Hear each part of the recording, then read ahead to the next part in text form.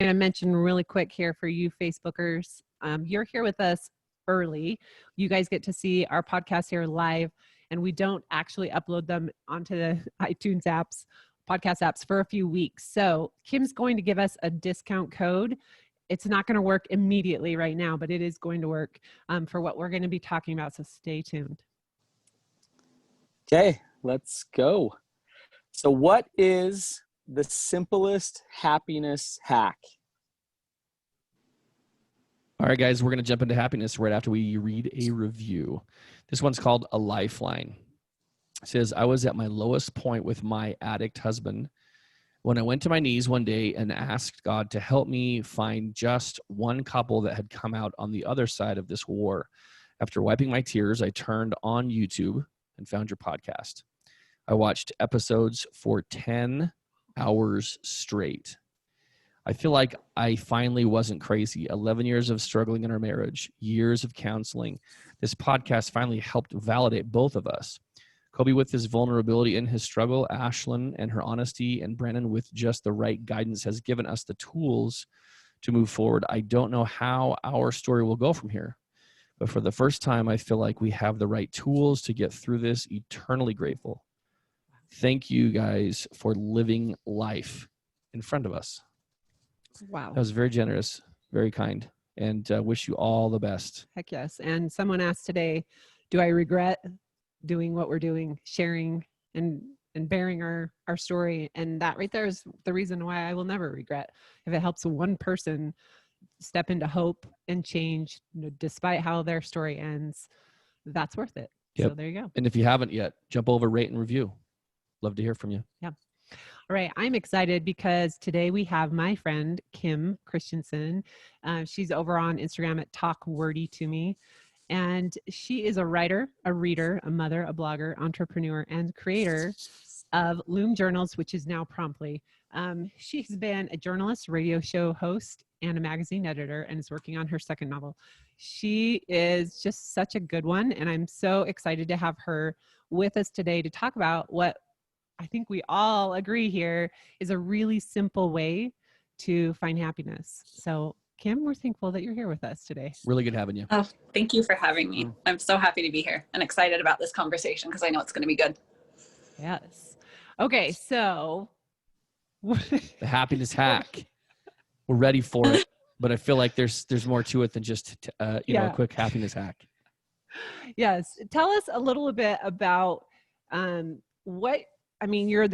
you're into words, you're into writing, you're into really creating the space of connection, I would say, between paper and pen, words, and our brains, all of these things. So how have you found the space that you're in? Such a good question. It started when my parents got divorced, actually, and I was about 4 years old or 5 years old when my mom remarried. And I remember feeling a little lost because my dad was gone, and I had this new stepdad who I didn't at the time particularly like or welcome into the family. And I gained these new siblings, 4 new siblings. I already had, at the time, 4. So we became this huge family, and I was smack dab in the middle. And I've always been a highly sensitive person, and I need attention and, want to feel deep connections to people. And I worried about losing that with my mom. I worried that I would lose her to him, to my stepdad. And, it's a lot for a 5-year-old to take, right? And my mom handed me a journal, and she started writing in it with me when I was 5, before I could really even write. But she would ask me questions, and she would write down my answers. And what she did was give me a lifelong gift of expressing myself and a safe place to do so. That journal helped me develop a voice as a human being, which we all have. And it also led me to become a professional writer. And this writing is my anchor and my lifeblood. It's so healing. And that's why I'm here to talk about this, because it's such a powerful way, and a way easier way than people think it is, to access that healing. and that connection to, first and foremost, yourself, which is the most important thing, but to other people in your life, like your spouse and your parents and, you know, your children. So we'll talk more about how that connection piece can come into it. But really it starts with that connection to your authentic self and having a place to express yourself freely and authentically. Okay, Kim, you almost made me cry there. I've never heard you tell I almost that. made me cry. Yeah, but I've never heard I know, you tell we that. didn't talk about this. And I love that. And I love, one, in general, hearing people's stories of why they do what they do. But that's powerful, especially coming from a 5-year-old self and seeing what it's done for your life today. Here, I mean, she's the creator of journals that we are doing what you just shared, connecting with our children through your journals as well as each other. We have our little journal here that's just for our relationship that talks about current and past and future together. And those are some of the most connecting and also grounding places to be for us as a couple. So thank you for that. I'm just really curious, honestly, right off the bat, Kim. I was the kid who was raised in a culture where journaling was a thing, but I fought it like crazy, and it just seemed laborious. And my mom I didn't have the same experience with my mom as you did with yours. So, generally speaking, what makes writing so challenging for people in your experience? Oh, it's a good question. There's two things that come to mind. One is that they think they have all these weird negative connotations with journaling. They think if they haven't kept up on a record of their life that it's too late. Journaling to me that's like a byproduct, the record of your life thing. And for sure there's value in that for people who love that, but that's not my angle. My angle is writing in the way you want to, however often you want to, and writing about whatever you want to.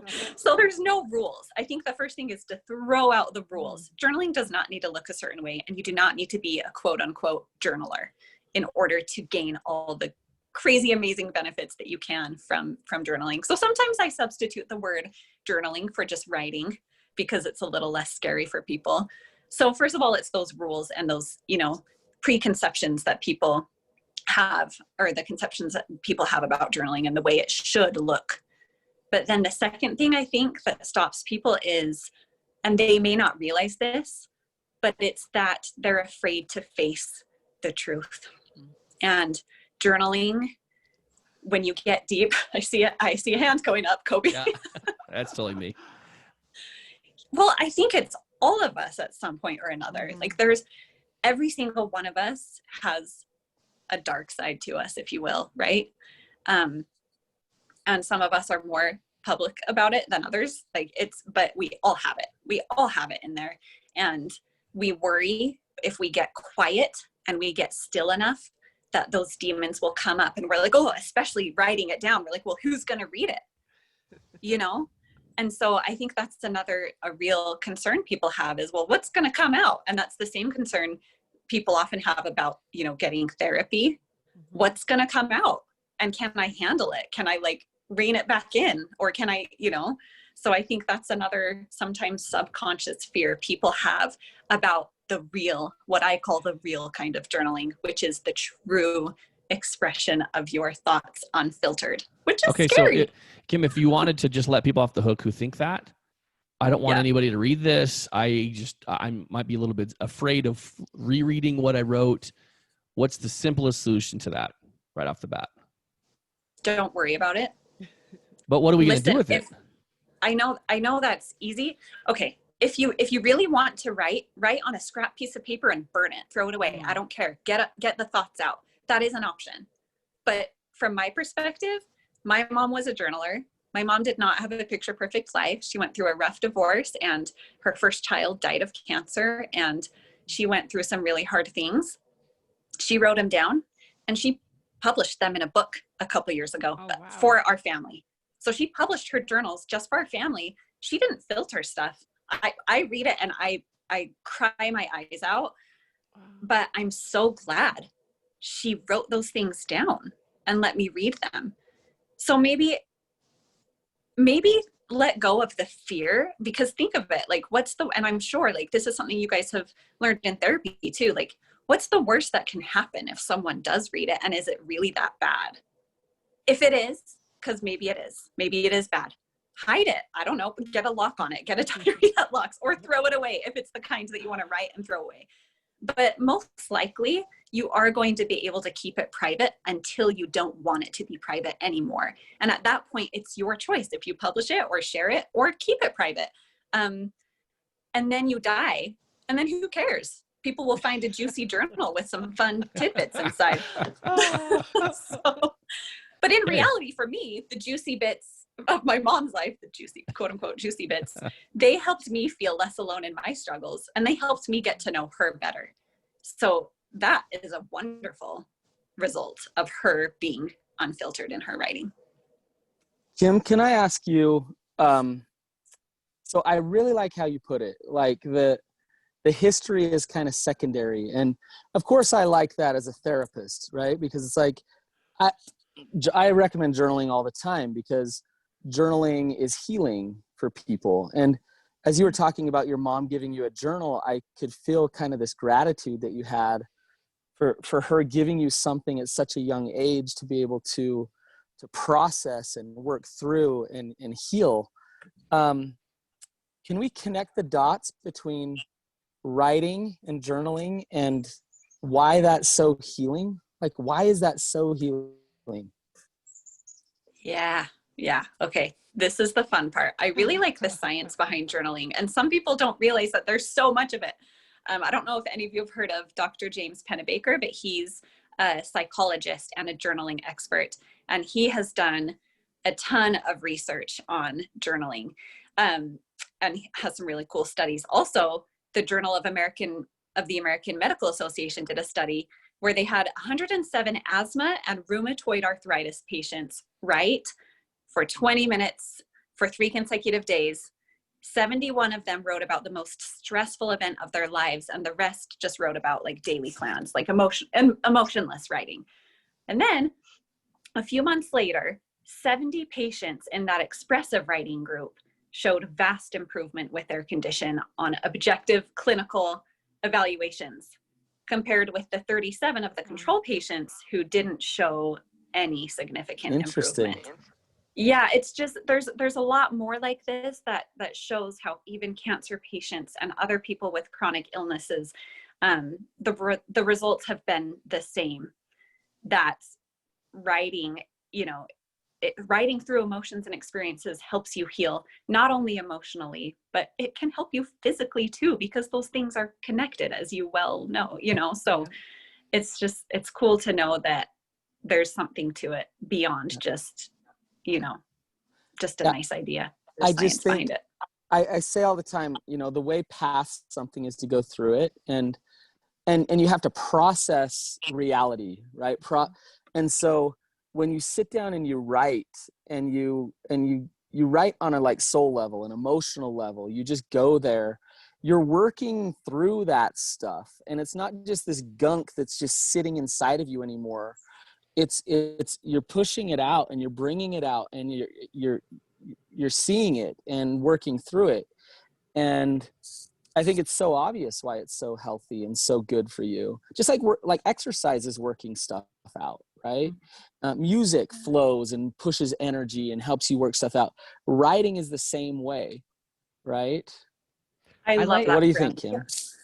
Yeah, because it takes you out. It takes it out of your mind where it's crazy and muddied up, and then it removes you from it. Just like you learn about thoughts, you first have to observe them, and then if you can take yourself out of them a little bit and have that perspective where it's on the page or on the phone or however you journal, it's not so intertwined with you anymore, then you're able to gain some clarity and see, okay, this is how I feel, and maybe here's a possible solution. It's not always about the solution. Sometimes it's it's just about getting it out. But yeah, being that removal, I think that removal from your thoughts and that objectivity can be really powerful. Yeah. Okay. I have to say, Brannon, I love the gunk that gets stuck in us, because that's really what it feels like a lot of the times. And I know, especially for our listeners who probably feel like maybe clogged up here with a lot of emotion. And yet it's the funnest thing. And Brannon, I'm sure you see the same thing, to have people who join your group or your therapy, and you recommend this daily activity of, hey, just a few minutes a day, 3 to 5 minutes, nothing heavy. In fact, don't go heavy, because then you won't come back the next day, because it takes so much. And a lot of times, I would say 90% of the time, people resist and they say, push back. I don't want to, I don't journal. Like Kim, you were saying, we have a lot of like narratives of what we believe journaling is. We're also scared to put it on paper. But then when they start to do it, it's like this light bulb moment of, wait, what you said is true. It really does work. And it's that you don't know until you know, and you have your own experience with it. But for me, I've gone from, I mean, we started with pen to paper. Pen to paper made us learn to slow down. It made us like, okay, I'm going to be intentional. I'm going to, and end of my day, reflect and be mindful of how I feel, where my head was at, that type of thing. Now I can do it from whatever. Like you said, I can be in my car after therapy every week. I just choose to hurry. I have the same note in my phone, and I just journal kind of what my topic was and what the takeaways were for me, because I forget. And I want to be able to remember those powerful moments that I've had in therapy to help me push forward. And for me, using those prompts, like a simple prompt, can take me from the gunk and the spin, because I find myself spinning in a thought of fear maybe. And if I take a time to just stop and slow down, I can find that clarity. I can find the mindfulness to just feel like, okay, one, I can see what's in front of me, whether it's truth or fiction, and then I can proceed, right? So I love all of that. I love that. I love what you said about the spin. Journaling stops the spin. Man, we all know that spiral of shame that we can heck yeah, go down. So that's awesome. And I loved what you said too about writing down. I've done that too after therapy, is writing down what I've learned, because you hope it just sinks in, right? Either way, but writing it down adds extra power and longevity to it. And I think it was a Stanford study that says writing down a goal increases your odds of reaching it by 40%. I'm like, that's pretty powerful just by writing it down. And that takes what, 1 minute, not even, to write down a goal. So that's another cool way to journal, is writing down those goals. You know, that's one that we hear all the time with people with whom we work, because as Ashlynn said, journaling's been a critical part of our early recovery. It was super, super important. But oftentimes people really, it's the start that stops them, we'll just say, okay? It's the start that stops them.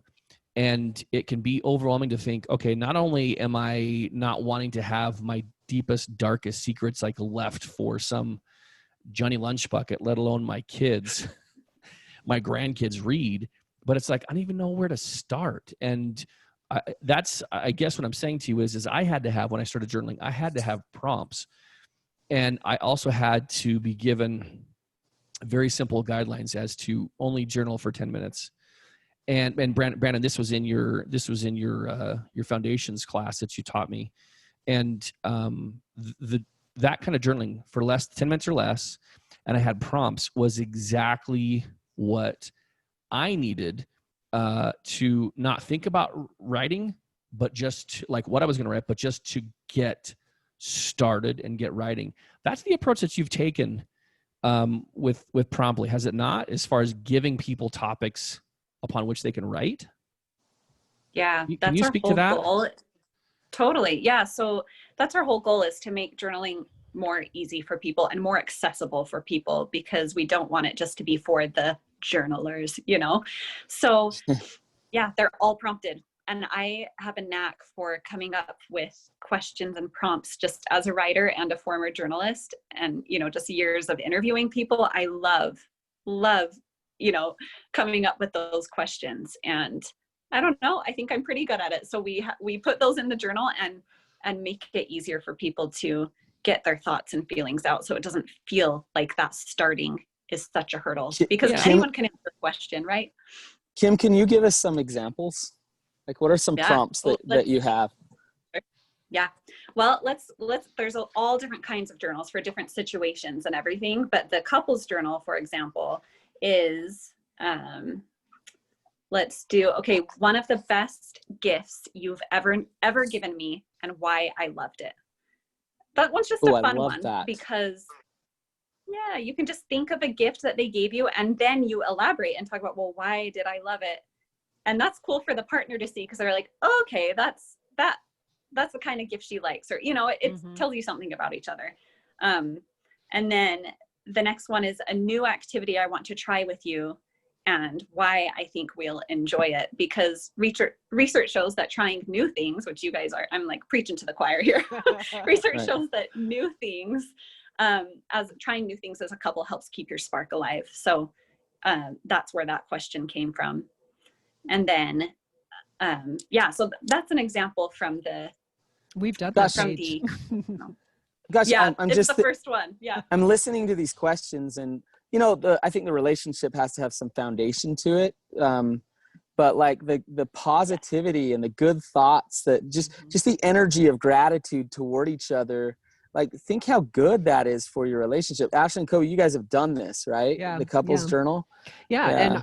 And I'll be honest, I don't journal the hard stuff in that journal, because this is like, I love where you go with Kim, like sharing your personal story of your mom's hard stuff helped you to connect with her and see her as human, which is maybe where I had a hard time with my parents. I didn't think they were human. And then when I found out they were human, it was like devastating.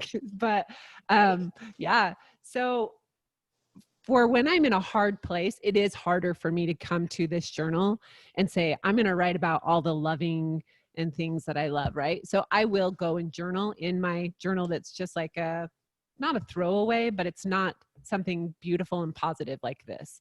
And then I can come to this. So I usually do this every Sunday or every other Sunday. But I do love, like, it had me go backwards. Like, what is our love story? How did we meet? And to be able to write it down and kind of go back to that place without the sadness of like, oh, that was so long ago, and now we've gone through all these hard things. It was like, no, remember when we were dating and how we felt? And to really go back to those things, it was great for me to do. There's also like looking towards the future, which that's a huge deal. If you can start to look and dream together again when you've been through hard stuff, that's a great thing, to be in a place where I do want to try new things with you, and here's some ideas. And my ideal backyard looks like this. Things like that. It's funny because one of your journal prompts in this journal was, what's your favorite thing your partner wears, or something like that? Yeah. And the funniest part is I wrote down Coby's Walmart shirts. He's wearing one now. Wait, I'm going to Walmart. I It know. looks so good. I'm Oh just my telling gosh. you. Coby, you look amazing, man. No, but it shows off his arms, and he has great arms. And so it's just funny because I knew that in my head, but I hadn't taken the time to think about it enough to say, hey, these are the shirts that you look really great in. And so we went and bought him another one. Oh my gosh, I love that. It's the little things, right? The little, oh, you like my Walmart shirt, Ashlynn. my heart is filled with warm fuzzies. But I'm kind of taking a step back and looking at this retrospectively, Kim and Brannon, at our early recovery. And I really have to say that with the weight that it was, and with the task at hand for me to do group every week, to do individual therapy once a week, to go to 12-step once a week, to have this complete life change, and for Ashlynn to go to group every week, it was all consuming. And I guess I'm kind of, let me qualify this question with your journals, especially the Couples Connection Journal, Kim. I just think there's so much brilliance in this. But Brannon, if couples who were listening right now were able to stop from the slow, heavy, toil-laden journey each day and write a few lines about the things that they love about their partner, what could the potential impact be? Because it can be so all-consuming. Coby, our relationship rescue challenge is like perfect for that question. Like, and that's exactly what we do. We allow for processing of the pain enough, but we kind of push and kind of tease a little bit into positivity and gratitude. And we do it through writing. We do it through activities. Going off with Coby's question and what Ashlynn said, Kim, I want to ask you something. When we were first married, my wife had this it was like this I hate Brannon journal. It was like anger and resentment journal about her husband. And I actually loved it. I love that Jenny. she had it. Yeah. Yeah, I like her. I like this girl. And so, the journal that you've created for couples sounds really positive. Do you think it's good to have a journal like that? Just a journal you can just like almost scratch it out and just like put it in there and get it out. What do you think? Yeah, 100,000,000%. And I've written, mine have more been in the form of letters, very angry, honest letters. And sometimes I keep them for a while in my drawer because I'm like, no, I'm going to hold on to this for a minute because I feel it. And sometimes I shred it and throw it away in the end. But yes, I think it's so valuable to have those journals. And if you feel like you can be unfiltered in that space, that's where you do it. I mean, there's definitely questions in here. They're not all butterflies and daisies. Like there's some deeper, some are more fun on purpose. Some are deeper, like, how do you really feel about your husband's family? Things like that. Or how, Ooh, that could spark some things. Some difficult things about, your family, and they both answer that. Or, what are some hard things that we're going through, and what do I have to compete with for your attention, and things like that. But yeah, as far as having just a total, like, scratch out your real feelings journal, yes, you have permission, and you should totally do that. And I feel so much better when I write like that, for sure. Okay. But yeah, it doesn't have to be in this. It can be in something else. Yes, I love that. And we were talking about before we started the first draft, and how I know for us at least, that's been hugely important for us to show up with a thoughtful response rather than reacting to whatever emotions are coming up with a conversation, an argument, or a situation. Taking it to a journal to really be able to see what's going on here. And then, okay, this is worth me taking to Coby and talking about, or whoever, rather than just like, let me just like throw up all over you what I'm feeling and, point fingers all over the place because this is all your fault. Yes. You just reminded me that I just did that. I just wrote for the same reason, because I'm good at being direct with people and honest and open, but sometimes to a fault, because I do the throw up thing that you just said. And so I'm always like, better out than in, here it comes. But then it's like, wait. Like recently, my life coach helped me do this, was write out a bullet point list of all the things that I was feeling in our marriage when I was at a really low point that we're still working through, but like writing all the things, like, I am scared that we don't belong together, or, like all the thoughts. That one's a mild one. There were some scarier ones, but just writing them all out. And then after writing them and sitting for a day, I was like, oh, I guess I don't have to bring up every single one of these things with him, because that's going to do more harm than good. Yeah. I'm all about being honest and open, but like, it helped me be able to pick the things that would be like constructive to talk about, and see the things that were just stories in my head that were like not real. The stories I'm telling. And Coby's like, I'm really good at bringing like a Tommy gun to conversations, so I need a first draft. Yeah. Yeah, it's it can be pretty intense. from Ashlynn. She's very resourceful in the moment. I like your spice, Ashlynn. I like it. So I want to just shift a little bit, Kim, because you made a reference to increasing mindfulness as far as another function of journaling. And I have to just I want to hear more, I guess, research, science, even anecdotal instances, examples that you have. But for me, when I started journaling, I knew I was in a place of mindlessness. I was on cruise control, lights on, nobody home, especially when I came to the house after work. And I was just so emotionally depleted. Upon returning home, I had nothing left in the tank for Ashlynn or for the girls. And what I was told is that journaling will slow me down. It will allow my brain to process in a way that it doesn't process normally. And it will help me to be more mindful overall. And I wrote for the first 4 months of recovery every night except for 4, because in 2 different instances, I was so sick that all I could do was just lay there and I didn't journal. But it was like a bedrock to my journey of mindfulness, of waking up, of being more present. Can you speak to some of the things that you have learned and gained as it relates to developing mindfulness from journaling? Yes. So I love mindfulness and meditation and the many forms that those things can come in, because it doesn't just look like sitting on a pillow and saying Om, and it doesn't have to be in complete silence and stillness. But I love that journaling is an anchor, like you said, to that stillness. And I love Maud Purcell. She's a psychotherapist who studies journaling. And she says that writing accesses the left hemisphere of your brain, which is analytical and rational. And while that left brain is being occupied by, with your writing, your right brain is free to do what it does best, which is to create, intuit, and feel. And in this way, writing removes mental blocks and allows us to use more of our brain power to better understand ourselves and the world around us.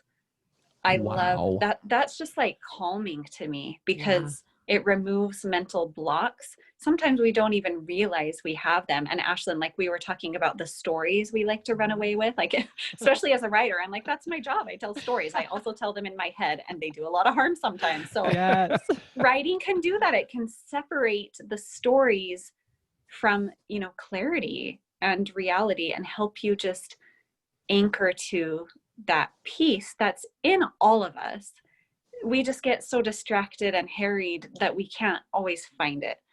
So writing is such a quick access point to mindfulness and stillness. And I love, Coby, that you said you just started with an expectation of like 10 minutes at a time.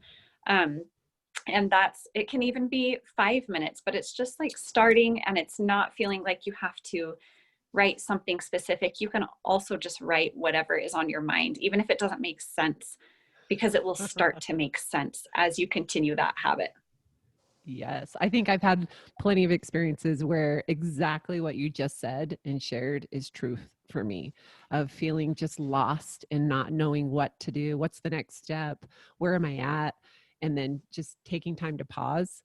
And as simple as that sounds, like that, even that quote alone, I hope has some sort of impact on people who are listening and still like giving some pushback. Like, I don't have time, or, I'm all these things. There's so many different ways. Like you said, write however you want to, in whatever way you want to, whenever you want to.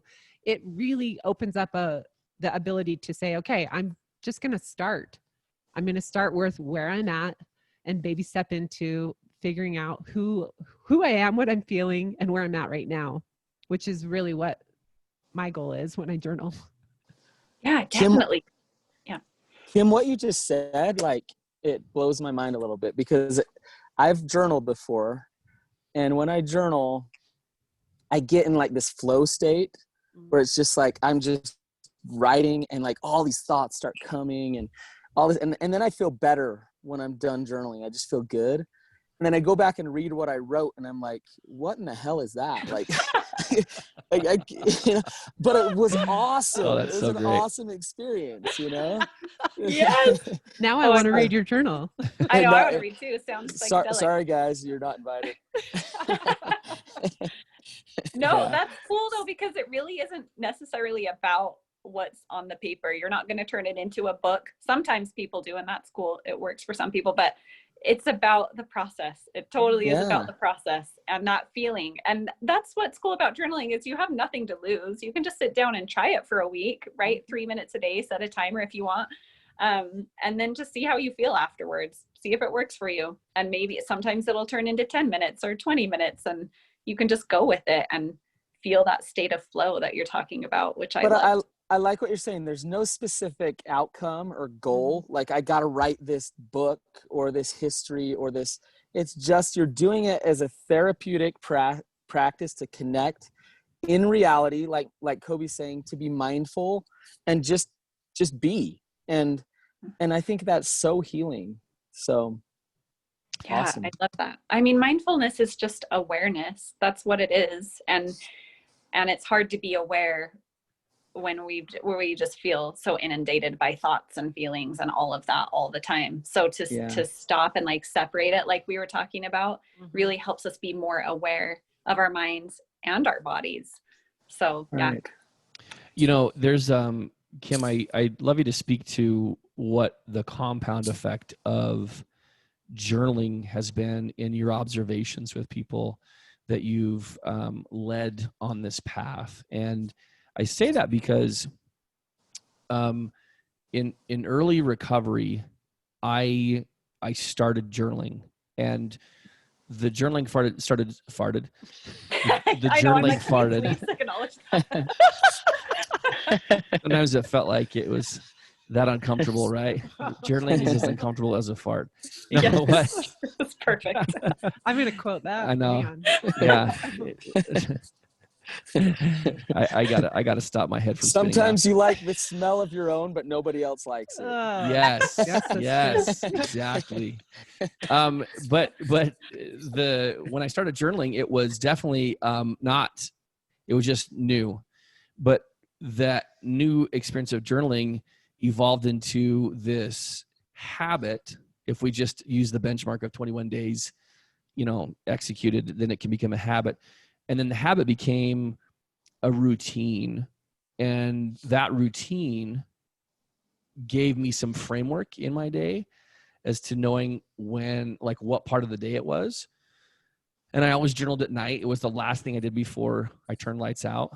And that helped give me some predictability, but it also helped with it becoming a way of living.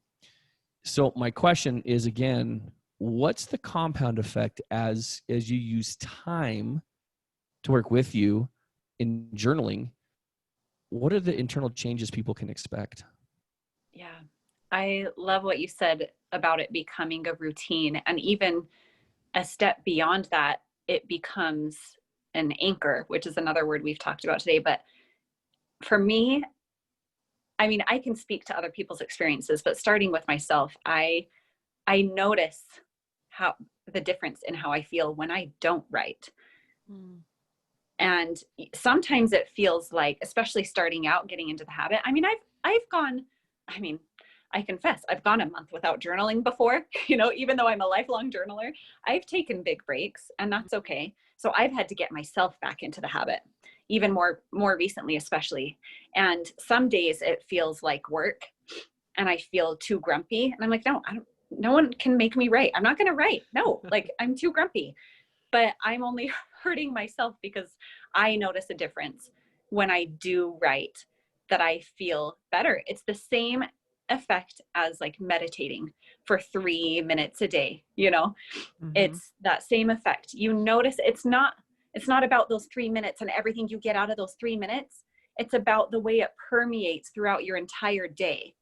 And so when I don't take that time to be by myself, and it's just the most beautiful form of solitude for me, is writing. And when I don't take that time, in the moment, I'm like, oh, I've let myself off the hook. This is great. But then I notice, I'm like, oh, well, I'm missing that.